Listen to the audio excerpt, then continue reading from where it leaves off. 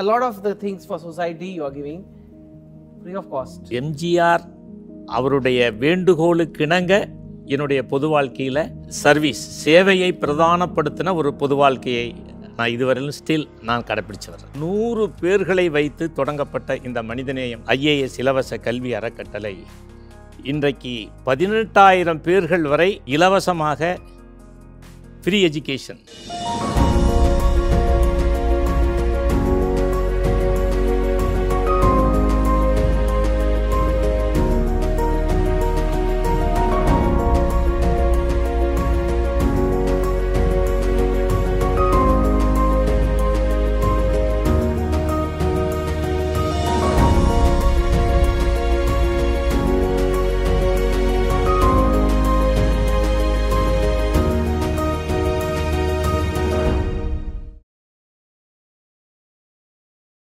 Namaste, Vanakkam. Skilltree Education Evangelist of India, a noble initiative by Great Place to Study to honor 40 evangelists of India, people who have actually initiated and thrived to bring a fresh change in the field of education. The guest today is someone who has represented the country at many international platforms, a man of people, a man of values. His heartfelt services to the society and his initiatives to teach economically weaker people have gained him a place in the hearts of 15 million people across the state of Tamil Nadu. That's a huge number of people to touch. He was invited by the Queen of England at the Buckingham Palace for his philanthropic initiatives as an education evangelist. Let us not weave any more thought clouds and call him on the sets. Please welcome Mr. Saidai S. Duraisamy. Welcome to the show. Vanakkam to you. How are you? Fine. So you are a philanthropist. You like to do charity from beginning, from childhood, or when you grew up? நான் ஒரு கிராமத்திலிருந்து வந்து நகர்ப்புறத்தில் தொழில் தொடங்கி நடத்தி அரசியல் and business ரெண்டையும் இணைத்து நடத்திய ஒரு இளைஞர். என்னுடைய தொடக்க காலம் முதலே நான் வந்து இந்த சேவையை பிரதானப்படுத்துவதற்கு 2 பேர் காரணம்.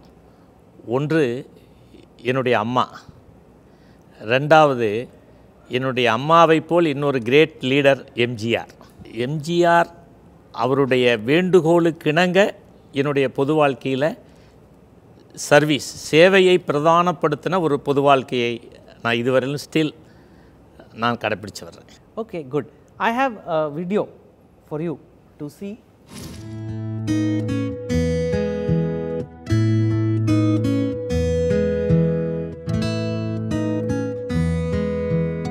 The year 2006 was the golden year for the Tamil Nadu students because of the entry of Manidhaneyam into civil service coaching.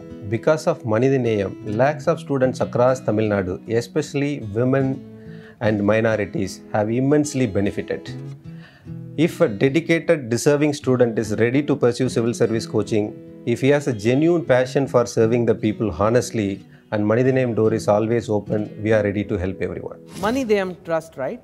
It's involved in a lot of social reform works, free wedding hall, free medical store, free park, Yes.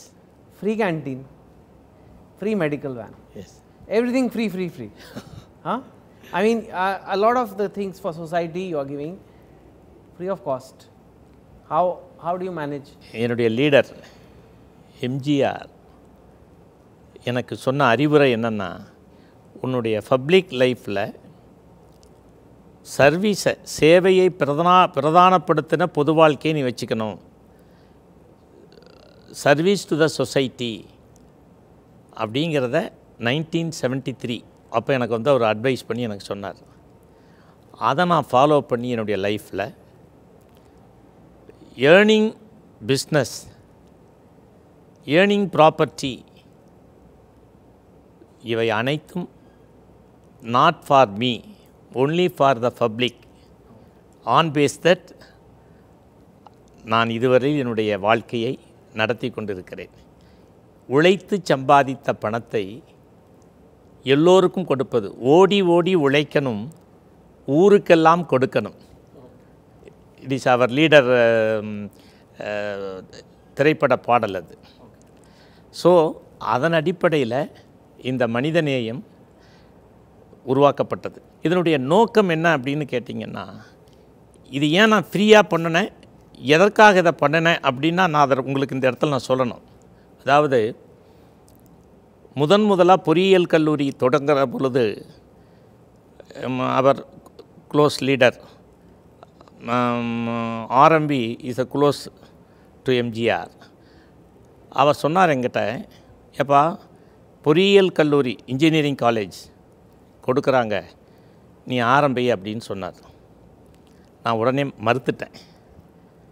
கல்வியை காசாக்கக்கூடாது, என்னிடத்தில் பொருளாதாரம் இருந்தால் பணம் இருந்தால் அதை நான் அந்த கல்வியை இலவசமாக கொடுப்பேன் அப்படின்னு 1983 1983 நான் உறுதியான முடிவெடுத்து சொன்னேன்.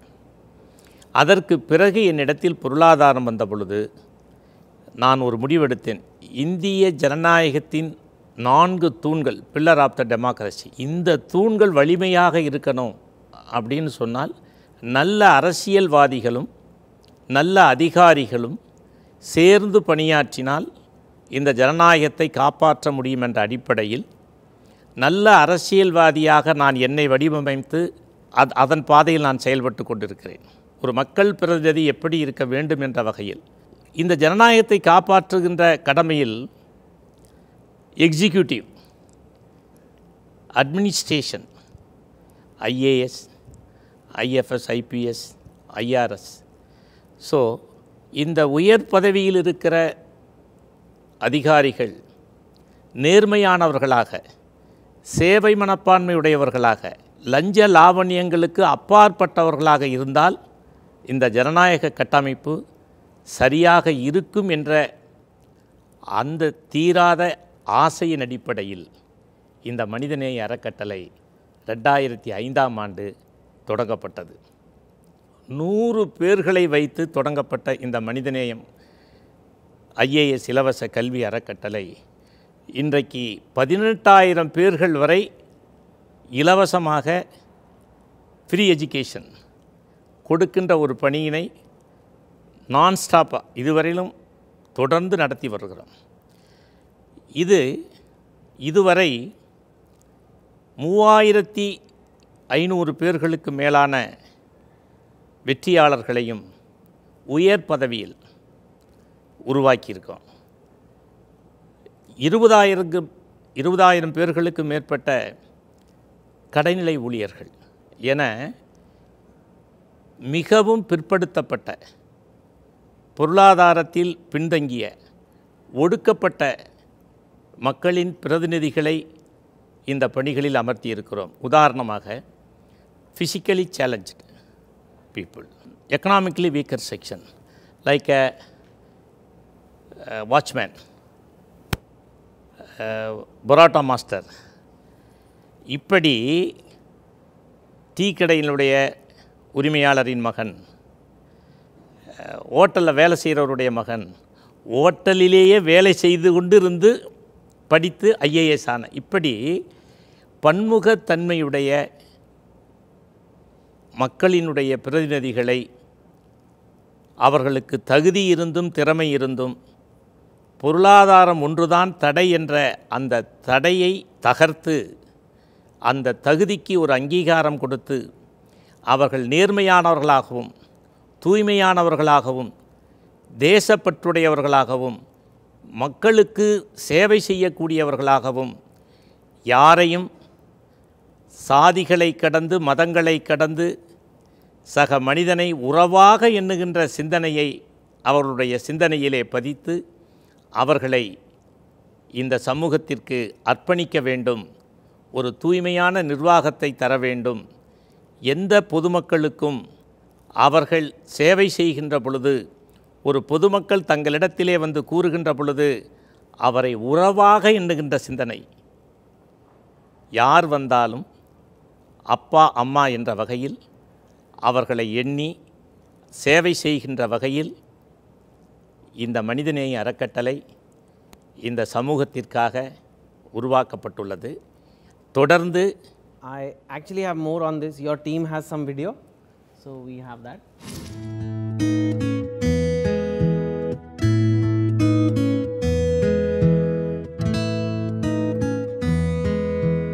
Manidhaneyam is playing a vital role in enlightening the rural folks about the various government services that are available for them to take up.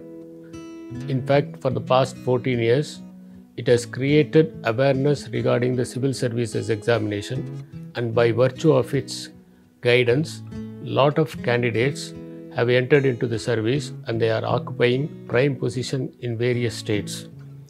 Apart from encouraging the students to take up civil services examination, the center is also motivating the students to choose various careers in government according to their potential. The role played by Manidhaneyam is to be appreciated, and it is supplementing the efforts of government in various spheres. Talented people from downtrodden sectors and underprivileged sections are able to come to the service. The people who try for higher civil services, though they are not able to make it, are able to enter into some kind of government service by virtue of the guidance provided by Manidhaneyam. I am MP Shivminakshi, coming from a rural background. My aim is to get into civil services, but my parents cannot afford the expenses. Then I heard about Manidhaneyam Trust and our beloved chairman, Mr. Saide Durasamy sir. He gave me a great platform to achieve my dream for serving the nation. Manidhaneyam Trust conducts classes for both UPSC and TNPSC at free of cost with well-trained faculties. As I am from a rural background, my parents initially hesitated me to send to Chennai. But once I am here, I feel very secure in Manidhaneyam Free IAS Academy hostel with a very good studying environment. Every year, nearly thousands and thousands of students are getting benefited from this Manidhaneyam Trust, and more bureaucrats are evolved from this Manidhaneyam Trust, and we are the live example for those who had a passion in civil service examination. We are so thankful and grateful to our chairman, Mr. Saide Durasamy sir. Thank you, sir. Yeah, there's a lot of responsibility you have on you. Do you ever feel stressed out because of that? அதாவது இது ஒரு மகிழ்ச்சிகரமான ஒரு பணி. இந்த பணியில் சேவை செய்ய இது ஒரு போதை. சேவை என்பது ஒரு போதை. இது ஒரு மகிழ்ச்சி, மனநிறைவு. ஒரு சாமானியன், சாதாரணமானவன் என்னிடத்திலே வந்து அவன் வருகின்ற பொழுது நான் அவனை பார்க்கிறேன். அவனை பார்க்கின்ற பொழுது அவன் இருந்த தோற்றம், இன்றைக்கு அந்த தோற்றத்திலிருந்து மாறி அவன் ஒரு ஐஏஎஸ்ஸாக, ஒரு ஐபிஎஸ்ஸாக, ஒரு ஐஆர்எஸ்ஸாக வருகின்ற பொழுது நான் பார்க்கின்ற பொழுது எனக்கு அதிலே கிடைக்கிற மகிழ்ச்சி, மனநிறைவு அதை வார்த்தைகளால் சொல்ல இயலாது. அப்படிப்பட்ட ஒரு மகிழ்ச்சிகரமான வாழ்க்கை என்பது, மகிழ்ச்சிகரமான தருணங்கள் என்பது நான் அவர்களை பார்க்கின்ற பொழுது எனக்கு ஏற்படுகிறதே தவிர இதில் எந்த விதமான ஸ்ட்ரெஸ் அண்ட் ஸ்ட்ரெயின் எனக்கு இல்லை. My last question to you is, you've seen a lot of your students, yes, or like basically people you have helped become something in life, IAS, IPS, other professions. So, what kind of joy does that bring you?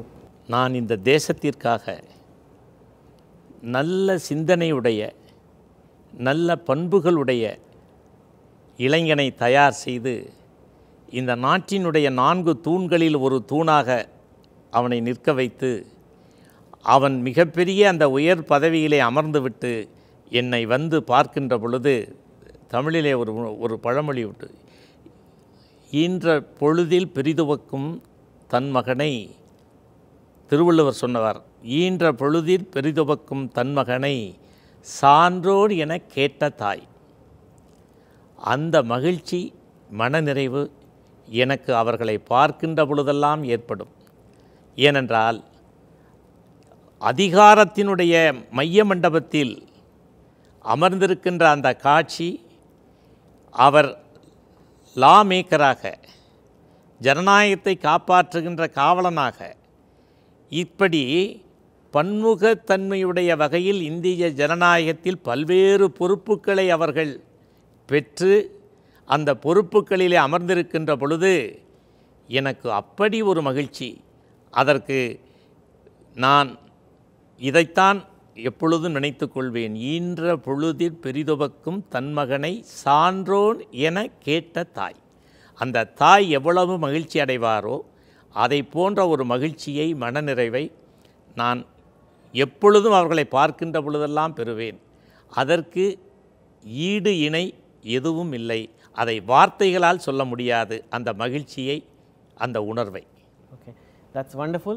It's nice to hear your thoughts and keep on doing the good work. Before you go, I give you a certificate and we put our picture, take a photograph over there. Okay.